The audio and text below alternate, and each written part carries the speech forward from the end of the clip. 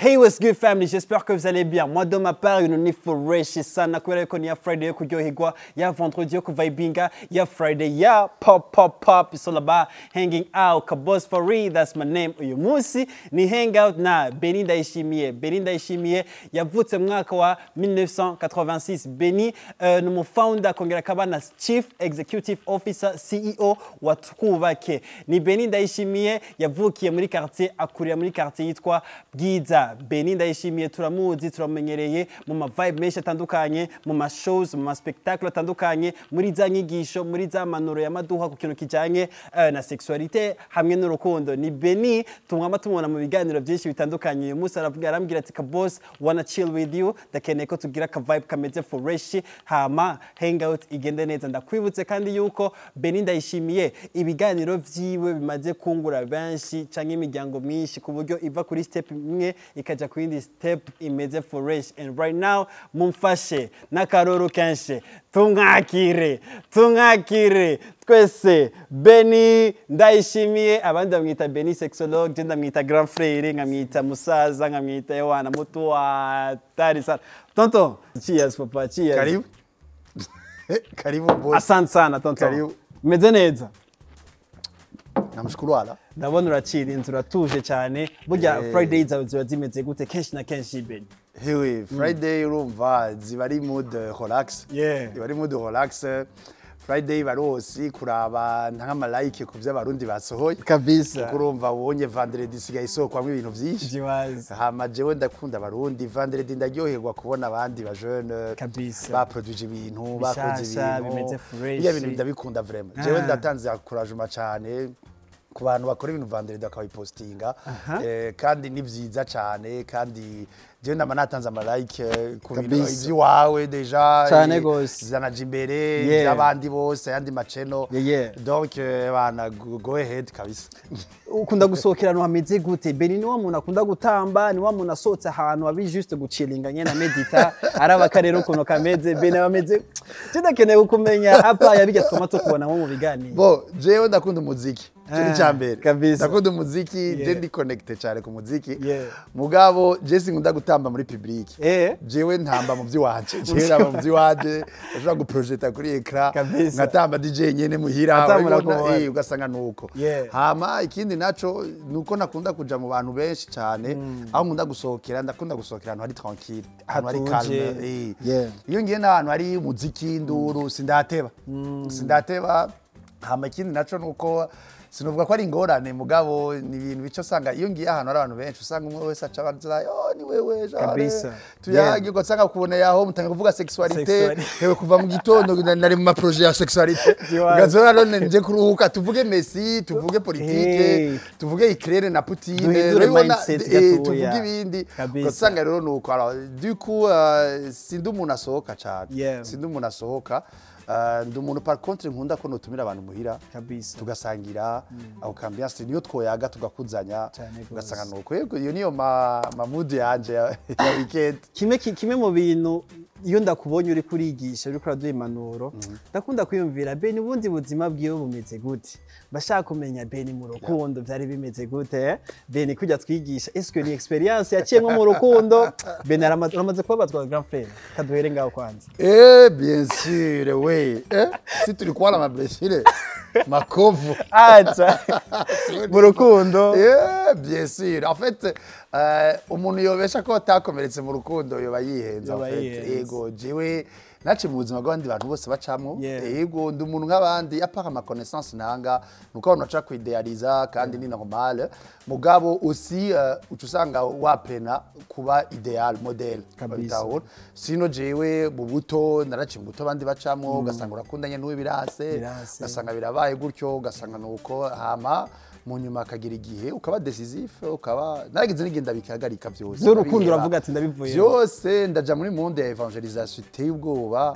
Donc jewe naragize experience ya evangelisation depuis nous ndacayirimo si tu veux kuva 2006 gushika ubu haraheze hafi 15 ans 16 ans ndi muri experience ya evangelisation. Nibaza yuko ivyo kwigisha vyanje ivyatanguye kuri sexualité, vyatanguye beaucoup plus ku bintu by'ijambo ry'Imana. Natangiye kwigisha ndi mu adolescent. ndi umu adolescent hama nja muri ivyo ugasanga rero navyo biragukuza ugasanga nuko hama par après ugasanga urakuze and then ukavuga uti faut essayer quelque chose de sérieux. Hari ikintu abantu benshi surtout twebwe ko abajeune twumva kuvuga ati inkovu mu rukundo narababajwe ndafise cicatrice mu rukundo ubuho kuri WhatsApp ari aka emoji ku mutima hagacaca ko ikintu cy'umupanga guca papa urumva Beni ni ya deception waciyemwo still nawe kwimedi twavuga ati sha kare kadeye mukanya jewe nibaza yuko par contre jewe abantu twaheza neza je namukobwa no kwagiriza ngo yaramblisheje comme tel peut-être cyo no narabaye déçu nuko usanga bamugize kwina attente ugasanga iyo attente ntayafise urabibona mugabo jewe twaraheza neza hama canke bishitse bigahera nabi naragerageza mudu tubivuganamo and then bikagira parce que on ne sait jamais dans l'avenir umuntu muhura on ne sait jamais tout comme ça and then ugasanga birabaye yuko sino wobesha yageze gira mariage ataciye muri deception byoshoboka mugabo nawe ndabona mugabo nawe bisigura neza yuko Beni urafise umukobwa mutagenze neza cyane yakubabarije agatima ka vyoshoboka biriyo vraiment sinovyanka nuko ntavyibuka cyane mugabo ça date de loin kabisa kuko jewe amakorasyo nagize ubunye nkuze si menshi mugabo ayo nagize naho yarabaye très structuré bayitahura hama ikindi naco ariyo n'abakobwa usanga bagutinya bavuga ati hewe wewe trop populaire abantu benshi barakukunda ico nico kibazo duhura naco aba star especially urumva jewe bagenda ibwira abakobwa bose nkawe urumva nawe uzova barazoke kubwira apana umwitenge babiri sishobora kundana nawe kubera yuko abantu benshi barakuzi ajya ama like baguma baguha ama compliment abakobwa bose mubimenye vraiment nimba ari umuntu wa mbere aba ari vulnerable merci n'umuntu ari public murakoze uyo muntu aba ari vulnerable kubera iki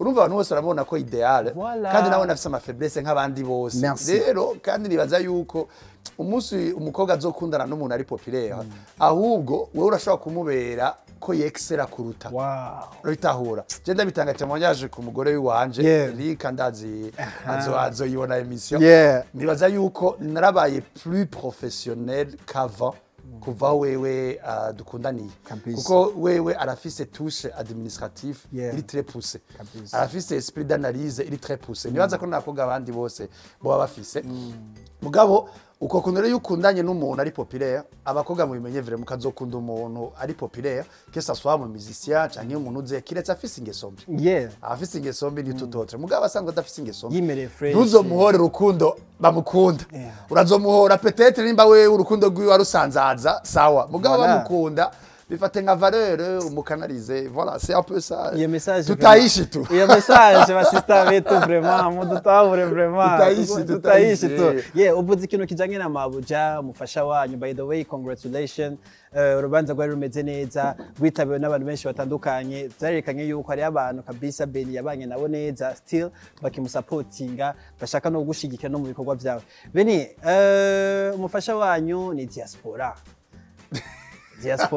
kandi muri no misi jambo rero uri busy riri on trend muri no misi by'aba diaspora cisinzi bro ubunye haragezwe ibintu bijanye ngo abahungu benshi biwacu basigaye bashaka kugira mariage n'abantu bi diaspora abantu bakobwa bo hanze kubera yuko babasupportinga bagira iki kuri iyo jambo nyene rijanye no mu rukundo hamwe n'aba diaspora burivuga kwiki kuri kubgawe est-ce que nuko byagenze cyane amajambo wumva abandi babivugamwo gira ico uya urumva ico shobora kuvuga ubunye twege ngahanya abahungu nga BJ turabura isoko isoko c'est-à-dire abakobwa bose ba diaspora hari yanyu plutôt abahungu par contre urazi tendance ndiko ndabona no munsi jewe umugore wanje je crois que twarahuye hama turayaga turagira iki tusa hama birafata inzira urabitahura mugabo sinibaza ko nabone yarafise attente kurondera umuntu w'u Burundi cyangwa je ndondera umuntu muri Canada habaye une coïncidence iri divine gutyo honyama turahura turakonnectingana sanga turahuje ama objectif hama birabuko alors je nibaza yuko ikibazo sukurondera umuntu aba hanze umurundi aba hanze ngo nuko i Burundi batariho Yeah. par contre rondera uwo muhuza ama objectif Kabisa. ibi bintu vyo gufantasma ngo nugukunda nabo hanze guys Niyo ata stress ihari. mutapigwa recto verso mutangiza akiri Yeah. uravyumva donc Kabisa. ugasanga nuko ujya muntu wo hanze arafise amasirago yaciyemo Cyane. biratomoye wewe uri mu Burundi uri capable yuko uzofasha kumujera no kumufasha kubirisurmonta no Yeah. kubiheza kuko ufu umuntu mukundana umufasha ingorane arimwo n'ikitusa urabitahuye wowe utaragira iyo maturité ntimushobora gukundana Kabisa. kuko nk'ububwira uhuze ubuzima bwiwe bwo hanze yabayemo nawe wabaye mu Burundi biratomoye arafise ibintu vyinshi yadopse arafise ibintu vyinshi système de vie Yeah, yiwe kabisa. idasa n'iyiwawe Idahuze. rero udafise iyo intelligence Yeah. yuko mwohuza mugira ikitusa muravukonye Ikibazo. abantu nibaza yuko ino bagira illusion ko abo hanze bafise amahera ni iki bashobora kugira iki guys ntihubaka amahera ubwa mbere biratomoye Yeah. ndabona ubaka les objectifs amahera agafasha kuzirealiza voilà kabisa. nibaza yuko iyo ma illusion ngo abo hanze ngo barondera b'abarundi nabo hanze nuko ariyo abantu bari hanze bakubwira ati hewe abakobwa n'abahungu bo buraya turamaze kwabona ndaguha akarorero ugasanga ariyo nk'umukobwa umuhungu amaze kubona umukobwa amaze gukundana kabiri gatatu i Buraya Yeah. ugasanga arabana n'umuntu mu nzu imwe kubera ubuzima bwari bushobora kuba bugoye Kabisa. ntibibaze ko azobatire cyane kuronderewe onye Yeah. amarondera we Burundi avuga ati peut-être urya aracatakwa mama na papa Yeah. donc ugasanga nuko harimo udufacteurs twishi analyze mugabo jewe ico nohanura abantu nuko batoshaka kwikonforma nk'ivy'abandi ebana wewe gacuti ugume ku vyawe udefinise neza ivyo ushaka n'ivyo ushaka kuzokora hama imana ikuzanira i Burundi ikuzanira iyo hanze Safi. That's all. Ni destin. sio ndogo utie ntegerezwa. nguvumigi ngo ntegerezwa Gusohoka ni babandi ngo diaspora Raba naka raba beni. abo hanze barashobora kuba bafise akajagari wowe utosipora Eh. mugabo sivuze ko bose baba mu kajagari Kabisa. kama uwo hanze n'abi Burundi barafise akajagari wowe wo hanze utosipora Utosupporta. nico gituma couple yose c'est un cas à part urabitomoye and then umuntu dukure muri mind Yeah. tuve nibaza yuko ibintu byo gushuha ngo abakobwa bo hanze nk'abahungu bo hanze nubwana cyane gose. N'ubwana, Hari indirimbo ya Kiriko yitwa Biraharawe, hariyo verse yaririmbye ati abapapa bakuze kudutwari baby biraharawe.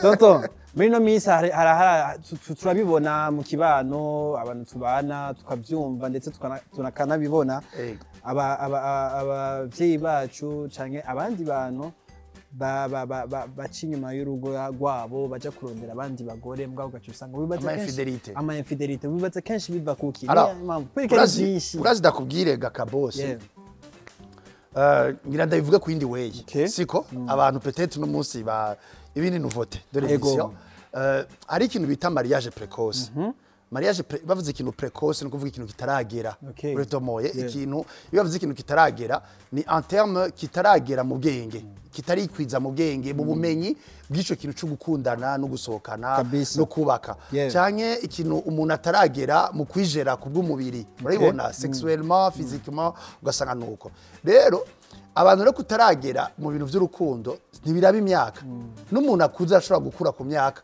ariko ataragera biratomo bivanye n'ingene yakuze bivanye n'akajagari yakuriyemo bivanye n'ibikomere yaciyemo ugasanga nuko rero bijya ibintu by'uko umuntu w'umumariye aja kurondera utwana two hanze biratomoye ni kuvuga ijya ni resultat y'ukungene yagiye kugira mariage mu mutwe ataraba mire kucari ico kuba umugabo mu rugo n'abagore nico kimwe boss n'abagore nico kimwe agenda kurondera atotosho hanze ni kuvuga abana abasore hanze ni kuvuga yuko ubu afete ijya twiga umuzi w'ikintu igituma ico kintu kiba nuko uzosanga kenshi hari umuntu ajya kugira mariage kubera abona ko afise amahera kubera abona ko ageze gatomoye mugabo ugasanga ingeso mbi yari afise ingeso z'ubuhumbu vagabondage sexuelle yari afise akiri muto arayamporse muri mariage urabitahura ayamporse muri mariage c'est vrai arambaye alliance yaragize iki mugabo aguma ariyo nk'umuntu w'umumari usanga yifata nk'umutotosho ugasanga nuko ugasanga aguma ashaka gusa kuvuga yuko statut yarahindutse ariko mind iracari hasi iyo rero nico kivyara burya bintu bavuga ngo baja kurondera ubwana hanze abagore bakarondera imisore abagabo bakarondera abagore ugasanga iyo vagabondage sexuelle ica yantrena abo ba jeune bakurikiwe igaca ikogwa nabo nyene bari mariye ugaca usanga rero vyipercuse mu ndabwira ayo je ugiye gutya reka tubagwere jere yo ngira imvuye ikintu kiri seriye usanga natwenze urumva nkunda guha ikintu kimwe abantu babimenye urabona nk'umwana umukobwa atararongogwa cyangwa umuhungu atararongogwa iyo atanguye kuza arakundana n'abamariye n'umumariye bakagira amaraporo sexuelle n'umumariye uzorabe kenshi fréquence de rapport sexuelle y'umuhabara usanga ari nyinshi kurusha fréquence de rapport sexuelle y'umuntu wo mu nzu y'umugore wawe rero gatsanga rero ingorane iciba niyihe tugize ico bita analyse dans une forme de diagnostic de l'acte utusanga uyo mu jeune aja kuri fréquence rapport sexuelle irengeye y'uwo mu nzu son esprit conjugal iraba corrompu iraba blessé gushika naho uzobona ari amarangaje no musabwe ati ivyo vya mariage ni vyanyusha urabibona wowe ugasanga umuntu yaramaze kumanyagurika kubera iki bamushira kuri fréquence y'umuntu yubatse kandi atubatse iyo rero conscience na esprit yiwe bica na corps bicha bimera nk'ibiri divorce kuri objectif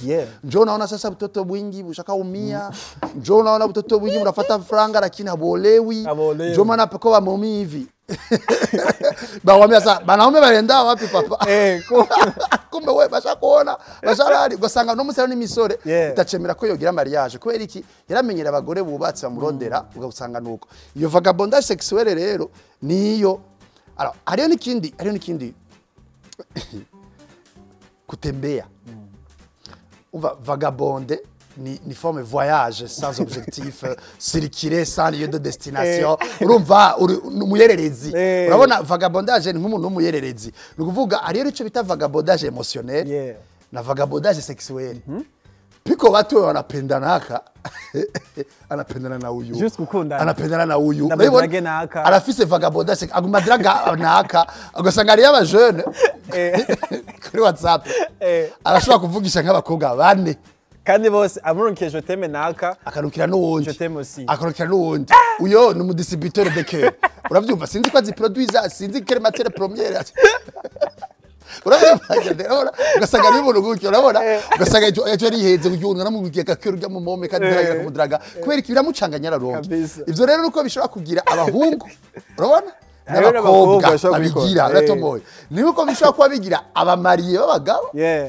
bikagira n'abagore ugasanga arafise abantu nka 4 5 yamariko aragira iyo bayita vagabondage émotionnel uri wati vagabonde urabona uguma voyage urukundo rwawe uguma rutembereza sans objectif bigaca bija rero vagabondage sexuelle uryamana n'uyu nkunda gwa karore tuseme mambo gisiko papa tuvugisha ukuri kuko nganye no gucilinga mbwa tukavuga ukuri hari ibintu bujumbura biharawe ngo buja wishare papa acha tushare hariyo ngo sex friends sex friends bitahura buja wishare sex friends n'ibindi vyinshi vraiment je suis désolé de le dire ndabivuze nciye bugufi nukuri avec douceur izo nama operation yo gupromotinga le vagabondage sexuel mu bakiri bato no mu bubatsi parce que le fond ya buja wishare urumva nuguhana hana connexion urabona ata objectif zirimo ata ntuze urabona sex friends umengo ni kintu umengo ni sex ikozwe kubugenzi urumva nta rukundo ruhari nywe dusohokana au niveau chronologique des choses sex yose idakozwe mu rukundo il y a de fortes probabilités ko haba amadega menshi mu bwenge mu mutima mu mubiri muri sociale yawe mbwa Ben urazi nta kintu kiryoshe nko kwirongera umuntu nyene migirira agasex nyene atarukundo ni juste kumwandikira uri gute rega boss oya se kuvuga ngo biryoshye je bivuge numva biryoheye ugeregeje kuraba jone bobo babishakira ibintu vya TikTok. Okay. Urumva apara nibashaka wa mukobwa barinda gusa ibintu byinshi canke wa mukobwa urinda kuririra. Yo, abura koze kwivuga gutyo. Ndabivuge ndabisubire. Muntu ukeneye facilité mu rukundo n'ibintu vya sex. Ngaho urahwereye. Canke abuzokwica ntibabura. Deja urukundo na vie sexuelle c'est exigeant. C'est exigeant. En soi, c'est exigeant. Urukundo ruri exigeant, boss. Kugira sexe biri exigeant. Il y a tout un arsenal d'énergie qui doit être investi là-dedans. Et toi, ushaka ibintu vya facilité. Iyo niyo début y'ukwiblessa no kublessa abandi. Tusiendi mu bitu byambara imbari ngo tudanganyane mambo yuko hivi. Deja urukundo nyewe papa. Rurakenera byinshi man. Shakura umukobwa musohokana bisanzwe c'est exigeant. Shakura ba sexualité ugiye mu bintu vya vie sexuelle c'est exigeant. Il y a même des risques boss. Cyane gose. Il y a même des risques. Ucumbwira ikintu kirimo verbe exige. Kirimo na verbe risque. Hama wangu ukeneye facilité. Niyo ya petite ya précocité de mariage nako ndakubwira. Wowe ukeneye kwa ama pratique y'abamariye mu mutwe ukiri précoce. Précoce nguvuga ikintu kitaragera. Tusi ngomba gereza ko abantu bapfa kore kutamenya. Iyo niyo diagnostic ishobora kugira. Alors ucu ufata rero nk'umuntu akuze. Kazona nk'umuseri batera kuze boss. Yamashaka gusohokana n'udukobwa kwa 16 ans 17 ans. Change umukobwa akuze urabibona mugabo abakobwa ntikunda gushika amasoko n'akamoto gato umukobwa acashaka kurondera abamariye urabibona en fait rero yatandukanye umujeune célibataire w'umuhungu atarakomera akiri précoce umvuze ijambo précoce ko ijambo mariage précoce nawe yagarariye iyo mu mutwe akiri précoce atarakura yumve ko ashaka les objectifs z'ukubaka yumve ko ashaka kwitegura kubaka acagenda guhumbisha bwa bukobwa bukiri buto bukiri buminera urabibona butarabona kazoza kabo kandi rero sinzi kurabona umuadolescent gukunze ga bro yo ni exposant uraza umwana wa 7e bitiyeme nevye gukunze rero uzora rero acha papa abantu mu mutwe rero badakeneye ibintu bibagora nibo bakeneye urukundo utari exige aho rero swati wewe urukeneye swati ujya rutanga hari uzovutura uwundi au niveau émotionnel nivyo vyuzuye ngaha muri communauté aho rero simvuze be barabesha amamimba apana ama grossesse no désiré ugasanga aragatwaje inda karamubwiye ati hewe ndafise inda final kubera iki kubera agacamiyakana kujya kumiyakana ijya ni resultat ni fruit yuko yakundanye n'uyo muntu ata objectif afitani urabona grossesse no désiré ngazihagaze kubera ubwo izo type de vagabondage sexuelle zigwiriye urabona zigwiriye ugasanga nuko aho simvuze za sida simvuze basi nuko utikingira ivyo kukingira rero urazi gituma ndabwiye takura mbombo nashaka ko mushashe uravyumva urazi gutera inkuru ndiko shaka gukoresha material nama numva misite sivyo kuniyo message bashikira neza bagira bapeti biwacu ari ya misite bakubwira ati je sinoga imbombo iri mwishashe je ndakubwira je vraiment ikintu cha preservatif ni ikintu nakunda kuvuga ko cyane mugabo dernièrement naragize ni réflexion vraiment quelque part urabona nk'umu kuvuga ngo ukoreshe preservatif ni quelque part ni signe de respect de protection quelque part nitubeshaje ngaha ngo abantu bose barashoboye abstinence icyo vraiment vraiment je vraiment abantu ndusiganye ngoye ku maso vraiment nituvuge ko gato twese dushoboye abstinence mugabo twese turashoboye kwikingira amagara icyo kameme turashoboye kwikingira amagara n'ayandi mariske yose ashoboka rero vraiment ababire mu bimenye umukobwa yakugiriye confiance akakwemerera le minimum c'est de ne pas bousiller sa vie ou même détruire ta vie kweriyo break kuko nawe nushobora kumwanduza canke we nyine akakwanduza canke ntuze quelque part rero au niveau de la psychologie relationnelle umuntu agize réflexe yo gukoresha preservatif ni signe de protection urabibona ikindi naco kiriho ni iki nuko uzosanga kenshi sinovuga ngo barakunda kuvuga yarangaje ngo ariyo umuntu kwihangana bitokunda ngo ariyo umuntu kwihangana bizogira iki ngo cyangwa yabaye faible. Bon, je ne nie pas, birashoboka. Ari umuntu ashobora kugira faiblesse mugabo hajya urinze ubikora ni choix. Au fond, ni choix. Kiretse wabaye violé boss. Kiretse wafashwe ku nguvu. Mugabo urinze wemera ukagira sex ni choix. Ni choice wagize. Ukundana n'umusto abakacarama nawe bakanyosha.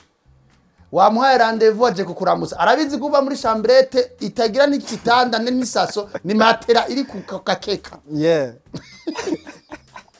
Uravyumva? Yeah.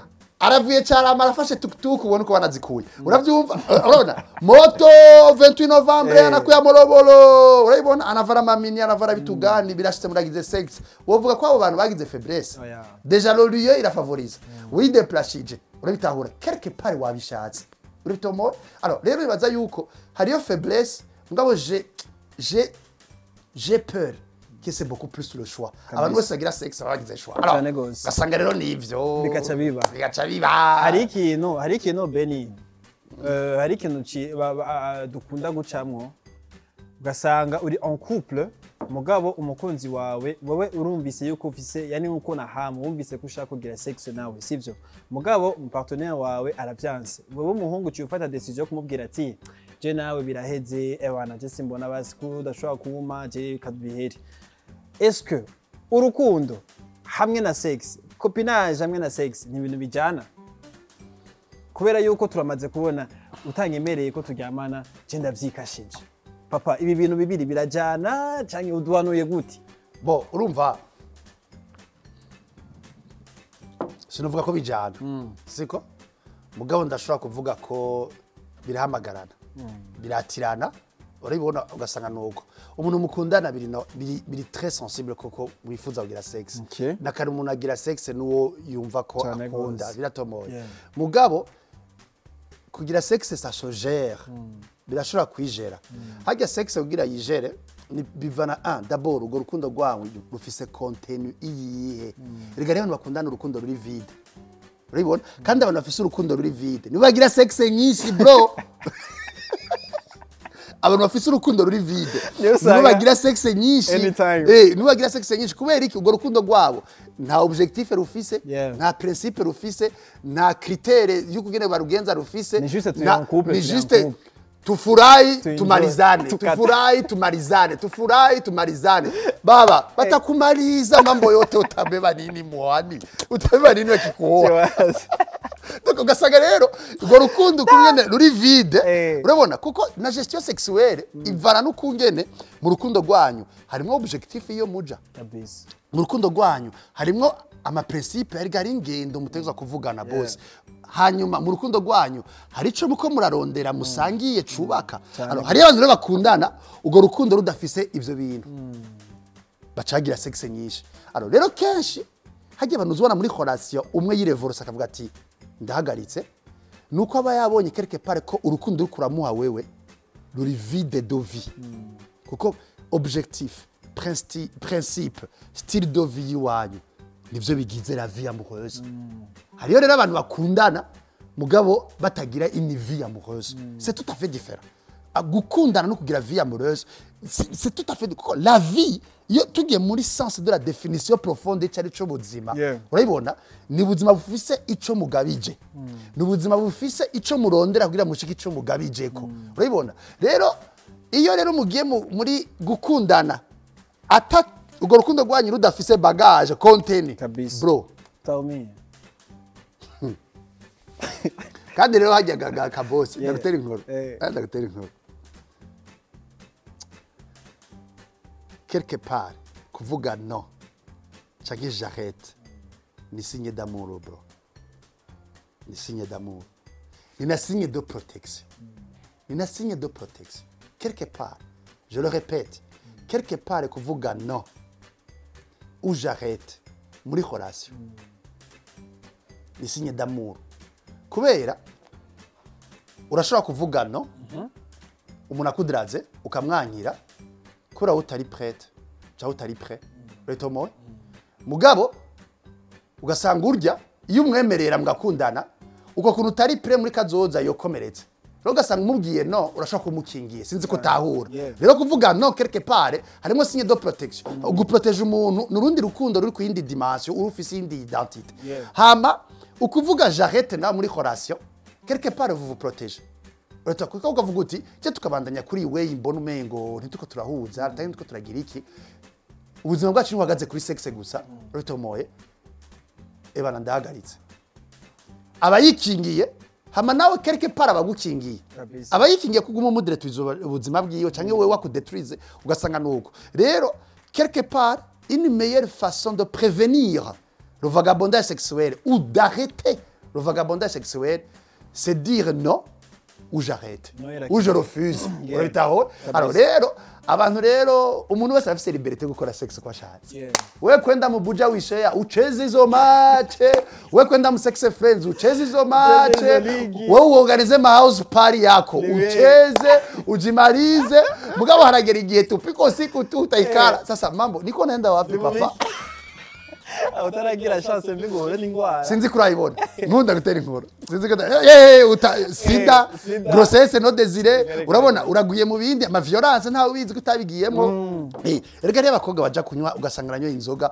ugasanga yaragize sexe muri Paris atarayisha ko inzoga igene ubaye violé parce que la conscience ni biri crédible ugasanga araregresse nguyo bakacavuga hewe wararyamanye na nuze yayo ati warubizi twabigiriye he ngo mu corridor bose barababonye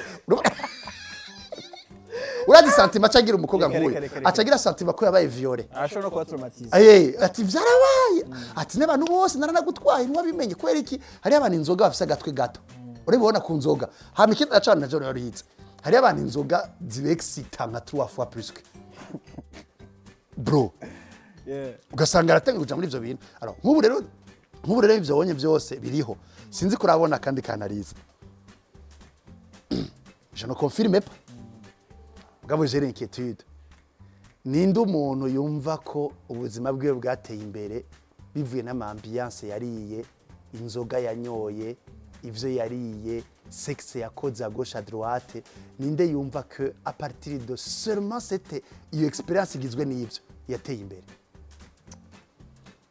urogreta nuri fier ni bande ari benshi kurusha uri pigash buja wishare mingi waragize sex friends nyinshi waraparticipe mu mapari y'ibiki ari mu bushegabo byinshi urayibona c'est vrai CV ikirori urayifise none wo kubwira ahantu no musiki rasabwa kugira uronke inoti nyinshi ni he urayibona iyo CV nkamwe boyereka umuntu iyo bashaka ko mubakana byo mwatira kuri wewe canke byo murojeta kiretse yari nawe nebikoze nguko akagira mugabo c'est pour te dire quoi umuntu ari mu pratique de vagabondage sexuel no munsi ari mignoniser nutwo tuzina twose urayibona nutwo twose urayibona bro quelque part tu croupis de l'intérieur quelque part tu croupis haragira meme na credibilité d'homme umengo iraheze urazi utamye kugabya n'abakobwa bose ngo ngurya ngo kujyamana na bose ngurya cyangwa umukobwa ngo jyamana urumva biragayitse voilà and then ugasanga abantu nivyo barabaye muri ivyo du rero bijye ibintu byose ngo ama infidélité abagiriki biva ngaho ka boss umuntu ari précoce muri intelligence d'amour umuntu ari précoce muri objectivité d'amour umuntu ari précoce muri gestion yiwe umuntu ari précoce muri tout un arsenal de gestion de vie notamment umuntu rero akeneye facilité mu by'urukundo alors que déjà urukundo ruri exigeant uyo se aragowe kandi abagotsa ntibobura bavuga mu Faransa ngo ari en danger en même temps dangereux imagine ne cherchez jamais mes amis ne cherchez jamais la facilité mu bintu vya amour na sexe déjà l'amour et sexe c'est exigeant en soi alors rero nuvume ngo abantu garuka kuri wewe urazi yuko kuba jeune bose kugira break birafasha bavuze break birafasha hagarika fata umutipe wacha umome wawe mushire muri freezer basi muze mukabati yobora urana umuwi mu freezer nazobora siko fata break umusto wawe canke umutipe mukundana umushire d'abord out bambe amande umubike ubanze we wigarukeko urazigaga we erere yamiba turagowe vraiment uratwere abantu muri relation usanga akunda uwo basohokana kurusha uko yikunda. Urumva byose yarayimushitse kujya wundi. Anajipenda kushinda kishia anajipenda. Urazi n'ama attitude y'umuntu akunda uwo bakundana kurusha uko yikunda. Uca usanga n'ama priority yari afise n'ibintu yarakora asigaye abihagarika ngo nuko uri wakundana yamuhamagaye kuri iki. Tu étouffes même tes passions. Sometimes ugasanga n'abanyeshuri bakarota. Urabona warukunda kina basket. Ngo kurumva ngo umukobwa dukundana ntakunda basket ngo urumva ngo narehevye kubwiwe. Come on. Urabona en fait uwamukunze kurusha uko wikunda warukunda kugira caractère ama mama yawe caractère niyo gusaka amarandevu ucuheba ugasanga rero mbere nugufasha ku bintu bisanzwe fata nk'ubu tuvuge tuti quelque part umuntu arakubwiye gutampaye sexe ngo ndaguheba ibiyo biko papa ibiyo biko ngo tutagize sexe ngo noneho ngo tukundana ngishikira gisatse ndagenda ivuge ndabisubiremo avec voix douce papa batu babijuru muntu ashaka kwara umukobwa yibwira umuhukungu ega rena bahungu badakunda sexe darafi rena bahungu badakunda sexe ukumbe ngo twegeye n'ibiki umego birahari umego ni bibaho ega reba bahungu vraiment ubwira ati je vraiment c'est principe kitwegira kuri mariage yari bahungu ameze uko urabona donc ari bahungu ameze uko boss kandi nk'ubu ari abakobwa ubwira ati urazona abakobwa bavuga ati hiwe je ndifuza umutipa atazongoza sex barahari umvi urumva ubwira ati kuyi ni umungu ari ideale yo bazi ko umungu ari ideale umungu atabasaba sex ingizakiri bizundi ubandi burengeye uravyumva mugabo ikintu ashaka kuvuga ni giki ni juste umuntu azokubwira ngo tutagize akora abonye ko utabikunda ngo tutagize sex ndaguheba musanzwe yo ni menace sexuelle yo ni menace umuntu akomenasa au fond ntabagukunda ivyo babimenye muri interpretation des choses umuntu akubwira ngo ututamaye iki ndaguheba hambwa tubona wa wundi nawe nguyu basha nawe yaribitse yaragize iki urabibona ugasanga nuko ngo sinomuheba urabibona afete rero gukunda umuntu kurushwa wikunda nugufata ikintu wewe wibitse wantretenye wagize iki wagide tu console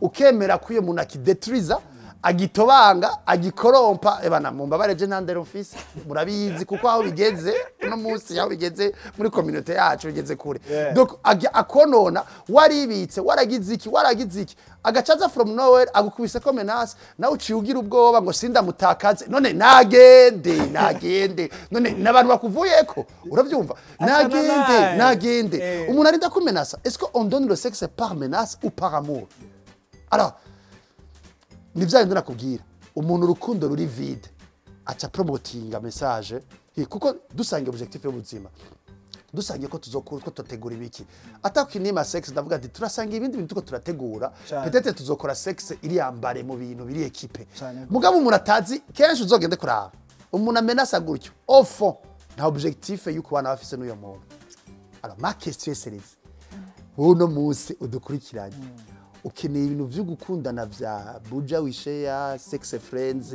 vyo kuza murasohoka muryana gusa cyane ukeneye urukundo rukuzana rukudevelopa erega ariyo aje ga boss hariyo aje ushikako tulichezaka zamani wacheza wanajipinduza mabomi kama Messi mapasi mingi makufra mingi unadanganya vitu bali abantu ariki munagira akina hama mu nyuma ukavuga uti okay guys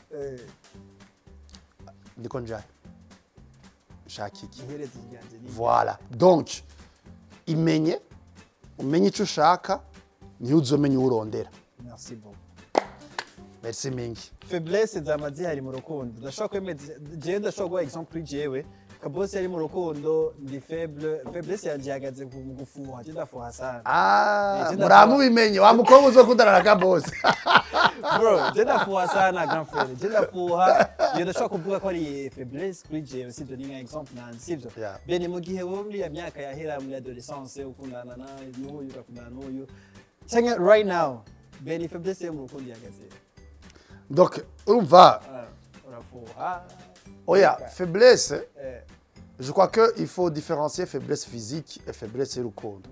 Biratomoye. Faiblesse yo mu mubiri iratandukanye na faiblesse mu rukundo. Akenshi peut-être faiblesse yo mu rukundo yimanifesta ku mubiri, ku ma attitude, ku ma comportement. Biratomoye. Mugabo kuba faible mu rukundo si défaut. Par contre, idefi ihagaze mu kutadoza. Wana nkuko uvuze reka ndeke gusigura ibintu trop scientifique. Mvuge nkuko uvuga ndi jaloux. Urabitahura. Kugira jalousie ko mukundana si bibi. Au fond kugira jalousie ni signe yuko umuntu mukunda. Urabitahura. Alors il faut rero différencier la jalousie no kuba possessif. Urabitahura. Kuko hari umuntu aba jaloux imutanda iyo atigeze ayidoza. Uribona itanda vere yuko imaze kuba sévère acaba possessif anaza kukucunga asanga gucunga atitangura kuzara aragusurveya ahantu hose hewe none je nkundana na directeur nani giporesha inyamira mabi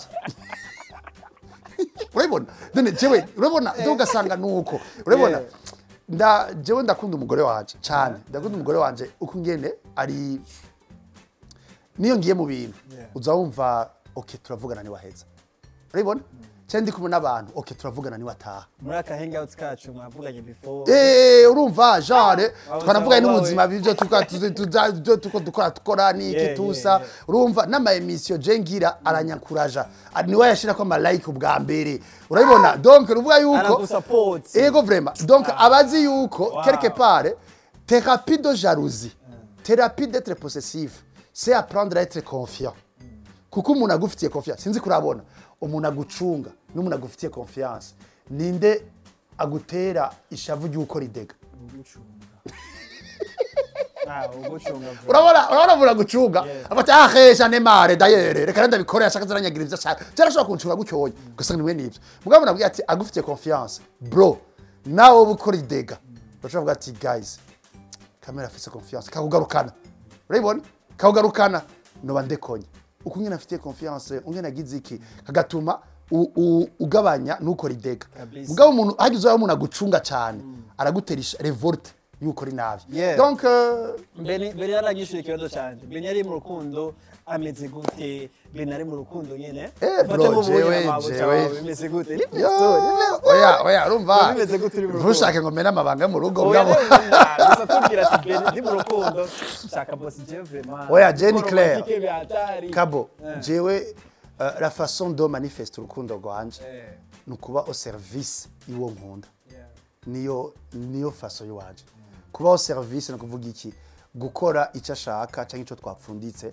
nkaba crédible tu vois hagi umuntu w'umugabo la preuve d'amour nukuba crédible mu gukora service umugore wakurindiriyeko sinzi kubitahura kabe gato umugabo kaba kiwawe pana bityo maneno tushachoka na maneno piko ba escrow hapa tushachoka na maneno hapa ruva apare ibintu vyema no ubunya ari imyaka kugeramo mu rukundo go mu rugo ce sont les œuvres qui manifestent l'amour niho nawe uzoza kugira déclaration ukamugira amajambo afadika jewe je ndazi yuko mvuganye je t'aime n'umugore w'iwanje iba ari je t'aime iri profond iri profond kubera haba ari ibintu tuba twanarije ensemble haba ari ibintu twakoranye ensemble ari nk'ivyo je mfasha urabibona agakora ibintu nkafasha bikantusha je t'aime mvuga ico gihe no si je t'aime bizavya non ça n'a rien à voir kubera ni je t'aime bifise toute une expérience derrière urabitahura nawe yansavye ikintu nkagikora biramutusha akakubwira akambwira ko ahiriwe kumva afise voilà jewe un peu domo ukungene manifeste urukundo rwaje nukuba disponible et disposé à ma femme wibaza gute wibaza umugore wawe ari fier de toi aketwa wibaza yuko yishimira kuba ari mu rukundo nawe yishimira kuri umugabo wawe jewe ndiaza ko ari 100% vrai nawe yo tari 100% bayikuyemo dukiye kuko na jewe moi je peux confirmer pour moi que je suis fier d'elle à 100%. Moi je peux confirmer moi je peux confirmer ivyo rero nanu vyuko mumwe vyuko isiga ingohe ngo hano babesha ndavye ukungene tuvugana ndavye vyamaze kungirira ndavye ivyo tumariraniye ndavye ukungene anyubahiriza non écoute moi je suis fier d'elle je suis fier d'elle kandi nibaza yuko ahubwo nzomusaba nawe aza arahanka témoignage abandi bakobwa. Okay, biba exclusively umunsi muzoza hino mu Burundi hangout izobakira neza gose dusohoke tu vibing tugire ki vibe kimeze fresh sana kugira show ibe imgende neza. Mugabo rero ndagutera inkunga kabo. Hajya umugore witeka cyangwa umugabo witeka atangwa n'Imana. Cyane. Ebana ibintu vy'amakarikure vyo kurondera abagore n'abagabo guys byuzuye ngaye bujuko. Ibi vyo kuvuga ati ngo ndonderera ndasavye bihagarare. Uretse ko hari n'ama groupe ubu integramo kugira urongo umuntu ndazi muhuza ugasanga nyene ibintu nk'ivyo. Jewe vraiment no bamaze kwigisha mukanyugwa n'inyigisho ndabahaye. Ikintu cyo kurondereranira mu bihagarike. Ni nk'ibi vy'abavyeyi ngo baronderere bana babo. Ebana muzazi umemzara uko Mungu wake. Waramuvyaye mugabo nuri Imana yiwe. Mureke. Guys, ibintu vyo kurondereranira. We utatafuta mambata. Utatafuta kilema. Naongejeje murakoze. Beni kugira turangize neza ikiyago cyacu twayaze byinshi sara ndabona na time ikira rushinga foke umuntu yegera kumuhana gatoya dakeneye durangize kuri kino kintu. Nigari umuntu abwirizwa kuja mu rukundo. Hama amaze kuja mu rukundo arondera umuntu ameze gute nivyo bibazo bibiri nshaka kurangiza. Okay. D'abord uzomenya critère z'ukeneye bivanye na principe wewe wihaye. Okay. Uzomenya critère z'umukobwa cyangwa umuhungu ukeneye ko mubakana bivanye na objectif wewe wihaye. Mugabo tant que ata principe yukuba umugabo wijunja n'umujambo ufise, tant que ata principe yukuba umugore w'umukenyezi urumfasoni ufise, uzogira problème yo kumenya umugabo w'ukuri cyangwa umugore w'ukuri mwokundana. Donc problème si choix, problème ni wewe icyanima ton choix. Toke dicho hama nigari umuntu aba pre gukundana umaze kugira principe erega ajya kuba umushinga naye ni simba kushike muri mariage bro ukungene uri serieux gukazi ugene uyaga neza n'abantu ayo n'amavaleur y'umuntu w'umushinga naye biratomoye uko mu rugo rugizwe n'abantu uzoronka abantu muyaga uzoronka amadira atenze imbere umuryango sasa kama utumiki kama wonge uko una déconnecte mu dunia n'urugo uzorusambura. Alors, rero nibaza yuko avant de savoir quelle est la bonne personne, non, quels sont les bons objectifs ufise wewe d'abord. Quels sont les bons principes ufise? Parce que bavuga mu Kirundi ngo umuntu atanga icagize iki? Atanga icafise. Sasa kama una kitu atachufise. Waziko ni abantu batazi kwikunda bashaka ko uwunda bakunda. Nico bituma bari exige mu rukundo. Abantu kenshi usanga bari exige mu rukundo. Ils n'ont jamais appris à s'aimer eux-mêmes. Bagacha bashaka kurya wundi abakunda abakunde ugwiwe abakunde nugo nawe yo kwikunza duzu ubona chaque fois hewe kutamvugishije kutagize iki yo nawe uri muri shooting uri kurarondera mara y'umukati cyangwa dote yiwe urabona gacasana donc nico. Alors umuntu agera ryari moi j'ai toujours dit kugera kubaka ni gihe ufise minimum y'ubuzima nawe wijera. Simvuze kuba boss millionnaire. Minimum urazi iyo cyavuze minimum yo kwijera. Minimum urazi kujera loyer, minimum urazi kujera ratio yawe. Urabibona? Minimum urazi kujera aya matara n'amazi, minimum urazi kujera abashitsi. Twebwe tukiba muhira rero urumva nitni Oya aba muhira we usisemi sifani mbaya. Urabibona? Jewe na manaki vuze ndagisubiyemo oya ndagisubiyemo muntu ukiba mu rugo gundi mushinga nawe muntu ukiba mu rugo gundi mushinga nawe none wowe ushaka urongorera mu rugo gumushinga nawe wundi isibara mu bantu ganutse hari ibintu sikutasonera n'umuvyeyi ari ibintu abantu bihaye unaporte mu cumba mutwa moya yababako na mama bene ratucana oyo tuvugisha urumva ndabivuze mi blague hari umunsi wundi zobivuga diseriye ndabi developer même au niveau ico vyinshi mu bisanzwe ukene kuba umuhungu umukobwa birumvikana umukobwa arashaka kuguma muhira kuko n'umukobwa ararongozura abakobwa bidevelope biteje imbere baragenda hanze bakakipangira buratomboye mugabo umuhungu aragera igihe usohoka bro nagira mbigire abasore bose tant que tu ne sors pas du zone de confort urimo kuri kwa papa na mama oubliez les histoires de draguer les filles ni ubahwe Jeje rivugiye make kandi rero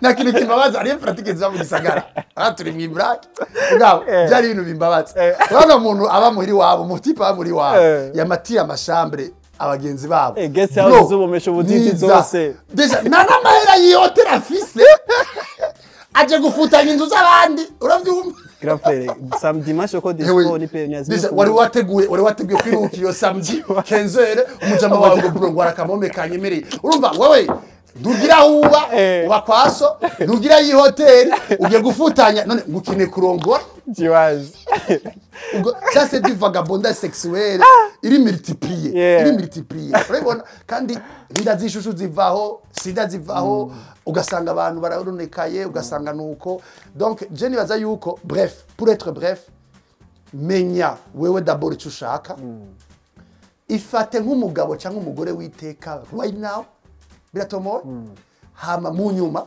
niyo uzobona umukobwa yaspira tes valeurs cyangwa umuhungu yaspira tes valeurs azona gukundira ukuri for sure utaranamudraga zo gukundira ikuri urabitomoye hama ivyo nyene uko iyo attitude wa developye niyo winjirana mu rugo bro wakuze uri attitude y'imboregwa urayitransporta kandi yica wakuze uri attitude y'ukuma uri vagabonda sexuelle uguma usharing urukundo na sex ya abantu hose uzobijana mu rugo kandi bizopfa kiretse bagire deliverance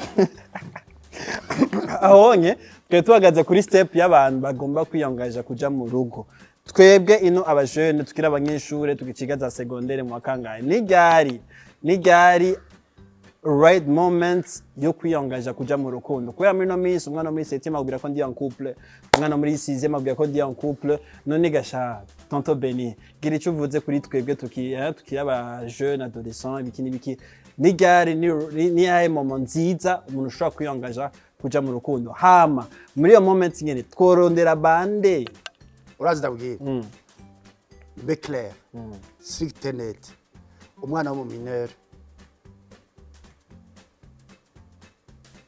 narekuwe gukundana yebaga be clair ni duce ya gauche à droite waretse yari ibintu byo gufukiranya byo kugira iki kandi tubona ngene abana bako barahwera kandi turabibona twese turi conscious sasa dufuke jewe position yanje yo kwigishaga zawe urabona position yanje abantu bose bazobimenye naho muntu w'umujene uri mu mineur tu n'as même pas le droit yo gukundana ugakundana naho n'umu mineur muzicana hagati yanyu uko na makonesance mutagira n'ibintu urabona muzicana hagati yanyu bibretsure inda nico gituma rabi byaro vy'amagrossesse no désir urabona cyangwa uraba abana baguma bandura cyangwa mariage précoce aguma aba nivyo nuvuga yuko tant que tu es mineur investis sur ta vie découvre tes talents découvre tes compétences iga cyangwa kora urigenda urabona abantu baba millionnaire nanu batamye amatara yabo bakiri bato urabitahura ugasanga rero icyo nobwira jeune ngiki igenereje ushira mu muhungu cyangwa mu mukobwa urabona igenereje ushira mu muhungu cyangwa mu mukobwa kugira mukundane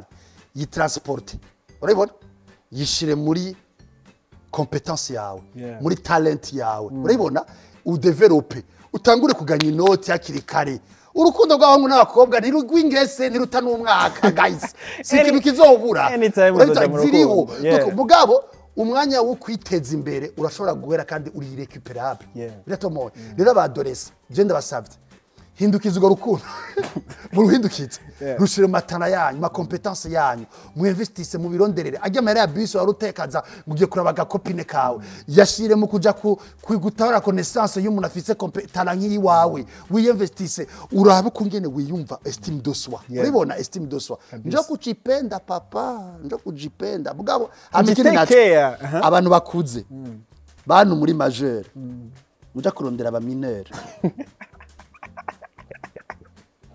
ndabivuze ni leta urapfungwa mu mategeko urafungwa kuko umuntu wese abimenye umuntu wese w'umutipe cyangwa umukobwa aja kurondera umuhungu cyangwa umukobwa w'umuminere ivyo ni viol ni violence psychologique ni violence sexuelle ni violence matérielle ni kuvuga iki uri mu violeur qui circule aba minere rero nibo badusitaza usanga ku mafoto yabo kuri Snap kuri Instagram ngene rubona rutuntu nk'utyo usanga wewe ubu rero kacingani gakabosi vugisha ukuri kacingani unye ubonye umukobwa ari gusa kucujako oya simvuze je mugabo hari abandi bahungu usanga badafise ya pouvoir yo kwihangana kare navyasivyo right ko muri kino gihe urabona usanga oya ni choix ninde yatanguye amapa kuja kumurondera umuhungu c'est ça par contre ikintu novuga none ko iki abo basita bacu aminere badutsitaza umuhungu nawe acaja kuza arasimbira ko kubambaye nabi bose abasimbirako nuko quelque part nawene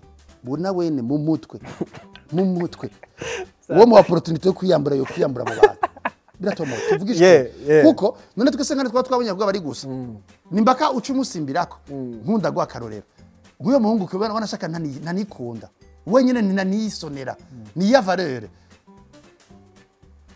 ndagwa karorero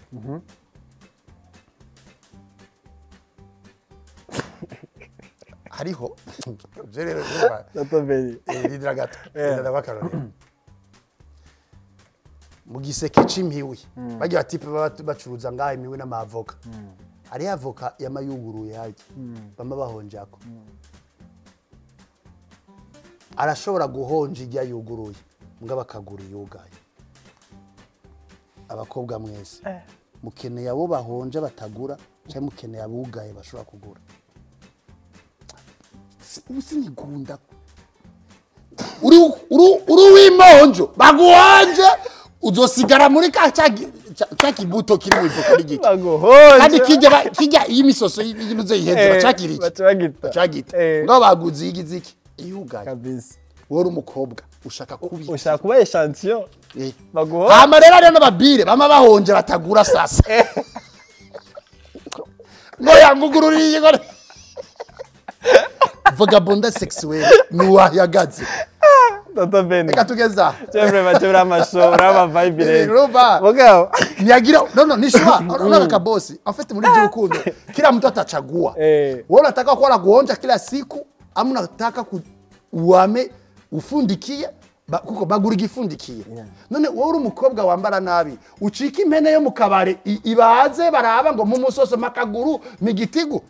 None wimanitse nk'impene yo mukabare uri gusa. None hama nuzoze kurira ngo jewe ngo bahungu na confiance none wewe wari manitse nk'imene none imene bayimanitse ni decor cyane kugira iribwe none tubigenze cysinzire ko dutunze imene ngam gisagara cyane jumba cyane dutunze abantu no sempre maje doya sinzi ko analize yanje yumvikana none dutunze abakobwa cyane dutunze imene imene yose iri gusa ni kugira iribwe no urumuru urimene It's all about hanging out. In hangouts. Ari ibintu tu stimuler la conscience mentalité. Hata changement de mentalité, na changement de comportement. Bref, muri ibintu vy'ubuhumbu, iyo zema infidélité vy'ama adultère bija mu buhumbu. Rero tu changer mentalité. Ukeneye kwama uri voka bahonja batagura. Cyane ukeneye kuba uwo bagura yugaye hama wewe ukeneye kwa muhonje imisi yose utagura kabose we numva ko uzopfunga uzogure uzobazwa ibintu wagumye ufungura kandi atamahera utanga wirira sho gusa gratuitement ajya tworondera abasuma hajya nibaze gusuma ko bagaze ku mahera gusa aya Peri sigeza kabose oye gata grand frère gatungumane kuzakombalira vraiment je nuko je nacu ndapfa gutaha urabona ni kabosa kumamvugisha turahari turataha mugabo ikintu tworangizako je ndakunda kuyumvira kugwaruka gwejo bw'igihugu cyacu ndakunda kuyumvira ku mujene ahari ubonye ku buryo ashobora kubuildinga soit carrière yiwe cyangwa akubaka kazoza kiwe ka famille yiwe ndetse n'uburundi bwejo sivyo abajene bacu muri kino gihe ikintu kirabishe apa ya drogue apa ibiyayo ya mutwe apa ya stupéfiant hari ikindi kintu cyitwa masturbation irarembeje abajene bacu papa maybe urafise ikintu ushaka gusharinga kugira wa mujene akazakora akadukurikira wa mu adolescent usanga ka master kara nyishe urumva yani yeye ni kama ni n'inzoga yiwe ni nka drogue yiwe sivyo gira icyo umubwiye peut-être birashobora kumuhindurira ikintu mu buzima bwiwe urumva mu Burundi batwita tuzina twishi akamaster igiciro gishasha naco nari yitu ni gishasha nationalize zaka master nationalize mugabo hariya bita akaganza ça dépend des régions akaganza ngo kuri akaganza hariya nagiye rafa passe bambwira ati twege abakobwa ko batubenga batwankira muri karutunga boro aboro mu rukundo cyane tusa mugabo masturbation kimwe no vuga masturbation il développe mu muntu ico no kwita égocentrisme émotionnel. En fait, la logique des rapports sexuels, les partages. Vous savez que le fond du mécanisme des rapports sexuels, je te partage le plaisir, là où tu me partages. Je le dis, il y a un rapport sexuel, c'est science, c'est science. C'est Dieu qui a créé ça. La science n'a fait que découvrir. Alors, la logique, il y a le rapport sexuel, je te donne le plaisir, tu me donnes le plaisir. Alors, muri masturbation, ça veut dire il y a plaisir no guhaye, wa rukundo no guhaye. Ndavyiha. Rere, urazi abantu be masturba umwe nozobamenye. Jekere ndabarondere. Kabose ko aramvugisha amaribo y'ibintu. Uravyuka. Je ndabarondere. Reka ndakubwira. Niba abantu bararuhishwa na relation. Abantu uzobona kenshi akundanye n'umuntu ngo arayivuyemo, akundanye n'uwundi arabivuyemo. Au fond, ari masturba.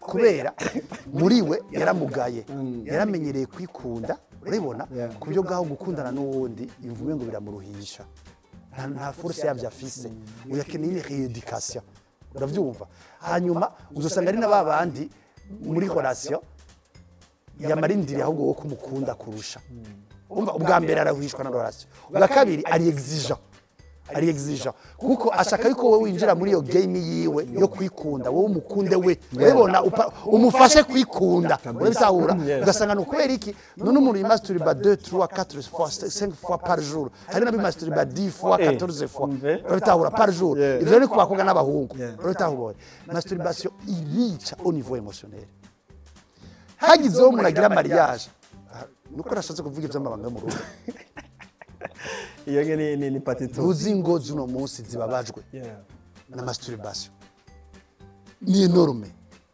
enorme nuzi kuno munsi abagore ukungene barara inzara bafise abagabo cyo ni kirundi kandi numvugishe menshi ngaho okay tubandage ni bomb bwa kabiri watawe yataho ni nguko urabona ugasanga nuko n'abagabo nuko ari nk'umugore yinjira na masturbation mu rugo écoute bro umugabo araronye ingorane nyinshi nanze kuvuga ngaha ugasanga nuko donc rero masturbation muri aremenyereje kuva kiri muto c'est vrai aragiye uyicamwe ubwo ifo kuyagarika alors kuyagarika ni gute alors kuyagarika masturbation sport nyinshi irafasha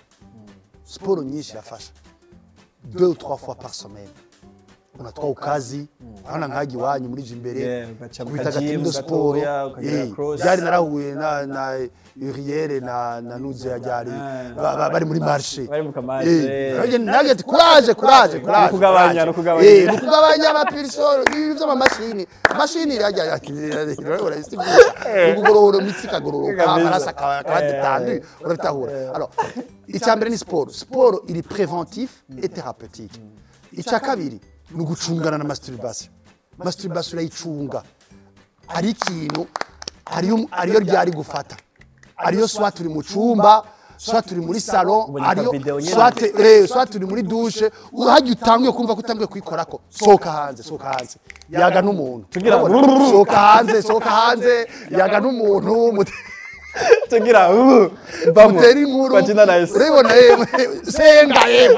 senga kemeya Pepo toka pepo.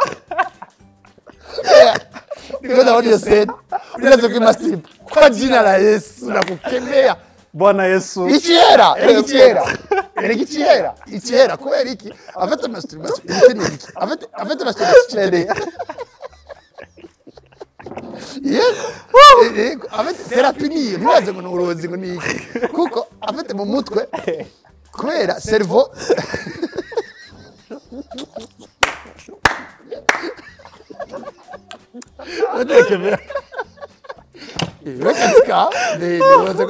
Ok.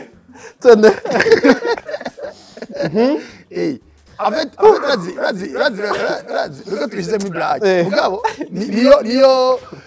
niyo way yo gukira mani kabisa niyo way urabona razi kiba cyabaye afete razi kiba cyabaye afete kiba cyabaye niki uhinduye mood mu mutwe na anvici gihera rero waramenyereje yuko chaque fois ubishatse ucusoka kuyaga n'abantu ucugira iki ucuja ahantu kuko urabona cyangwa usenge urabona umuntu wese afite ama strategie cyangwa pompage abdominaux mingi urabona ugasanga nuko bica bivamo alors rero ibi vyimenyereje une semaine 2 semaines masturbation arugira nka 3 fois iraja kuri 2 fois iraja kuri 10 fois and then ikagabanuka kagera na moment yikura bihera uratomoye ico ni kimwe icya kabiri gifasha masturbation ihera icya gatatu gifasha ko masturbation ihera détache toi y'ibistimira masturbation ni video ukora to application na mafoto urabona hari abantu baza amasite y'amasite pornographique voilà biga rero ibihevye iyo ushatse no kwiraba cuhindura shira France 24 raba Putin ngene ko ramenasa cyangwa uje kuri Kibere magazine cyangwa uje kuri Kibere uraba emission urabona wumva ama connaissance birateba bigahera en fait iyo ni nico bita une thérapie de comportement thérapie de comportement il est très efficace et ugasanga nuko hama aussi masturbation à longue yica excitation irica no kutavyara à longue que ce soit ku mungu cyangwa ku mukobwa aya nama conséquences ihagiye masturbation shobora gutuma utavyara kubera waramenyereye gusohora amaspermatozoïde amasperma atagira amanuze ugasanga ara longue nta mbuto ugisohora soka liquide ugiye kubaka ugasanga nta capacité yo gutera inda umukobwa ufise en fait masturbation yica degré d'orgasme masculin en fait le degré d'orgasme masculin umugabo yejacuye niyo orgasme yiwe mugabo rero kubera deja masturbation irafise ukungene excitation igabanya excitation or orgasme ni état d'excitation supérieure dushobora gushika muri orgasme utabaye excité suffisamment rero iyo rero utaba excité suffisamment kwejakira ni oublier ukutatera inda rero niyo naho bihagaze donc urashobora no kuzifise izo sperme mugabo izo spermatozoïde mugabo udafise iyo capacité d'excitation igushikana aho uzisohora d'où usanga gari hano taravyara kubera je connais des cas je reçois dans mes cabinets donc à partir de ça cyo tumaje no bimenye ubu il faut ko bamenya ati ama pratique kuragira no munsi arashobora gutuma utazovyara arawiyumviye yuko aka kakitu karivi ndiko nafanya kazonkura kwiteka ryo kuba umupapa anza tizi piga abdominaux mingi pompage kure chuma piga ingia gym grand frère twika ushino bijanye na masturbation papa reka turagize neza ikiyago cyacu je naryowe sana ku vibinga na wewe sinarinzi yuko fisi mood ngene imeze fresh kwera yuko je naryohewe ndiza neza ko abantu badukurikiranye nabo ngene baryohewe twubwire imigambi ufitiye twubake tubwire project z'umwaka utubwire peut-être ni n'ayandi mabanga yoba exclusively hano muri hangouts kugira ngo nibaza yuko muri twubake c'est très simple twubake twebwe on promouvoir les valeurs conjugales niyo ensemble pour la promotion des valeurs conjugales twubake dukorera muri quartier 10 impande y'akabari kitwa Jetru abantu barahazi nkeka ndibaza niyo hari siège ya twubake then barashobora gushika bakeneye imibonano bagasanga imibonano hama turafise page Facebook niyo nibaza très actif turafise page Facebook ya twubake bazoca bayibona ifise akalogo ka famille iri mu nzu hama bagire like niyo ama video yanje mesha ja niyo rigiriki hanyuma ikindi naco turafise na Instagram na Twitter ya nuze hama ikindi naco ndafise ama groupe WhatsApp ariyo ama groupe WhatsApp y'abavyeyi aba mariés yitwa twubake niyo hajamwo aba mariés il y a plus 1500 mariés nico nashatse kugira nka thérapie de groupe thérapie de groupe mba turatanga amasuje y'ingorane za mu rugo n'amatémoignage bikabafasha hagacaba na groupe ba WhatsApp y'abaseribateurs yitwa twitegure and then muri twitegure n'abaseribateurs and then tugatanga amasuje ajanye na vie yabo amoureuse sexuelle kuri niveau yabo rama agaca hazoba la prochainement ama groupe WhatsApp y'aba jeunes adolescents twayimenye et donc twera ma approche dukora ko nayo imenye pour les adolescents itegure pour les célibataires na twubake muri ntuzeya abantu rero bakeneye kuja muri ama groupe WhatsApp la meilleure stratégie ujeje communication iwacu muri twubake barashobora guca muri inbox ya page Facebook page Facebook ya twubake ukandika muri inbox ukavuga izina ryawe kuri umuseribateri na nimero ya WhatsApp ujeje communication bakagushiramo ujye ukabeneficia parce que chaque semaine ndatanga audio de synthèse ku sujet du jour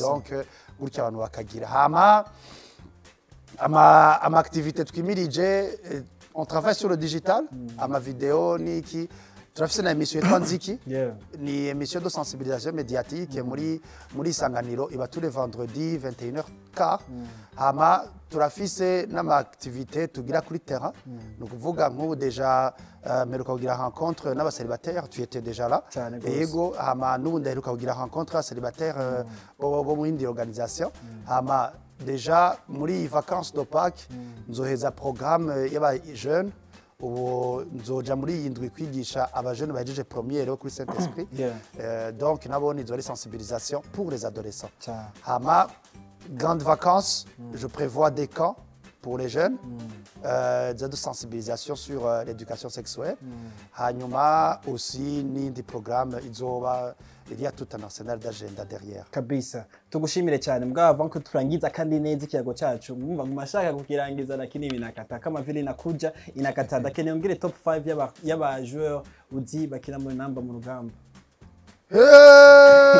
andinir gatoyi ndazi Saido ndazi yitwande umwe muri Tanzania bazonkiza bavyumva ndashaka kuvuga ama reference bazonkiza ndazi Roga kiri muri Afrique du Sud sinzi ngene yitwa Valeri wo mugizi wacu ubwo mugizi wacu urabona Valeri ndazi wa Mugardia muto go cyane Makarture urumva ko nzi kavame okay turagiye wanyuma kipe ni mapenzi ni kipe wa undi marufubeki yindwa nderi n'umvira mande yambara kenze Makenze sawa tugiye ku team lakini mbwire team yawe ukunda sana pana mu Burundi mugabo au niveau bo jewe nawe tumerewe nawe muri imisi je mu Barcelone dosa je mu Barcelone hamadu mfana wa Messi bo Messi rumva nariko arasaza nakiri efficace cyane mugabo sekirafe sinzi ko tuzoronka uzomushikira dareza ya avenir mugabo jewe ndi Barca kuva kuri ba Romario ba Ronaldo ba Ronaldinho jewe ndi mufana wa Barca cyane yego urakunda gutamba ngira indirimbo zibiri zo mu Burundi ukunda sana muri no minsi kabisa iyo bishitsuka byuka uzivyukirako après midi ka playlist kawe hewe indirimbo zo gutamba z'abarundi kabe zirangora sinazitamba apana zo gutamba peut-être zo nkunda je ndakunda ama contenu ya Double J ana ari indirimbo yavuze Double J aririmba les problèmes de la communauté Double J aririmba ona nk'ingema amahera ona amahera ugiye kuraba muri irya ndirimbo y'amafaranga nta muntu numwe atiro tuvuye muri irya situation y'irya ndirimbo nabashikiri urabona oya jewe bien sûr ashikirwa bien sûr hama hari nindi yavuze ijanye na problème de la communauté imwe n'ivyanka gose nzoduga urana ni omewe ko ara prophétiser ngene baduze ngaho uravye ndirimbo ama taxi ver ngene baduze urabona byaranse gose Bujumbura uravyumva ugasanga nuko urabona ndakunda vraiment contenu ziwe na ya indi no kwishinga no opfa ijya ni conseil ku ba jeune bishinga abantu b'imborerwa Double J arafise intelligence yo kuririmba indirimbo zizanye na les problèmes de la communauté urabona la pauvreté l'ivresse ingeso mbi tout ça mugabo muri style kuririmba je muntu nkunda ndakunda B-Face bro girlfriend B-Face ukunda sana B-Face nugena rapa nugene B-Face ari naturel sinzi kurayibona hari umuntu kuririmba força je suis désolé de le dire ici hari aba musiciens nga mu Burundi sindabavuga amazina bamba bari muga hari aba musiciens bagiye mu bintu byo kuririmba kugira baboneke babe public nk'abandi ngabo au fond atari tana yabo au fond atari tana yabo mga B-Face ona ko rapper ikubita urabona R&B ari gutya je vraiment je profite de le dire B-Face urazi ko tuzi nanye mwasana bwaye kubwire bro bwabo vraiment B-Face ari spontané ahantu yanyemeje ndabivuge sinje mu concert cyane sinzi waba evenement hari rap yagize kuri ya Keza buza kwa bena kwena bodega pagata nibajije ko ari Shaggy ari Mr Bombastic ari nibajije uyu n'Uburundi kandi bijya vraiment je l'encourage fort je l'encourage jewe abo babiri ndabafana cyane kandi niba ba musicien uzosanga batarimba cyane ibintu by'ibishego urabibona batarimba cyane je umuntu agiye cyane mu bintu by'ibishego si ibintu byo wanje cyane ndavuga ndamurespecta mu byo mbwa sindabifana ko voilà c'est un peu ça. Yes, yari hangout yari cya kiganiro hangout cyamakiba misi yose vendredi gitangura kuva 17h aho tubaha vibe imeze neza dutumira abatumire benshi batandukanye kugira batuyagire byinshi bijanye na lifestyle yabo ubuzima bwabo project zabo ndetse tukaratera na story mugabo le but ni kwa kundi kurondera ikintu cyo tuma gwagwaruka rukora dukurikirana cyangwa uwa muneka dukurikirana ronka inspiration akagira na message akuye muri kiganiro cyacu cya hangout. Uyu munsi yari hangout na narindi kumwe na Benny Sexologue aho yatubwiye byinshi twagaze ku mapoint menshi atandukanye abantu bacitinga twabavuze ko abantu bavangana twabavuze ko abantu bitera akantu twabavuze kuri baba type usanga ewana sex friends ari guyabo bose twabavuze ko kugira ibintu bibandanye bigenda neza. Ndagushimiye wowe wadukurikiranye ndagushimire wowe wakurikiranye kino kiganiro ndagushimire wewe wakubise subscribe ndagushimire wewe kuri akakengeri ka rouge wafyonze kugira uzo kwa muronga notification chaque vendredi ya hangout. Ndagusabe mu cyubahiro cyawe aho wicaye muri screen yawe tumushimire Benny Sexologue yatwigishije byinshi tumusabe kandi grand frère next time tukurondeye muri hangout tutachili vive tuzovugana na problème je na problème on va parler mugacho nakora icyo yatwemereye cyo nuko next hangout tuzaturi kumwe n'umufasha wiwe bicaye ngaha nyine ewe sindavyemera 100% il faut ko avyemera nawe ni kameme kabisa mugabo merci merci namwebwe ko hamwe turangize neza ikiganiro cyacu turagira kwanza hala 5 hama après kugira hala 5 cyo tuza kuri no kamera tukacha tugira gucha tonton tunafanya hivi rindira molo tunapiga hivi ama tukadukuita 1 2 3 hangout cyo tuvuga hangout turagiye uko ready pop hangout tunakwenda kule papa pop hangout you already know.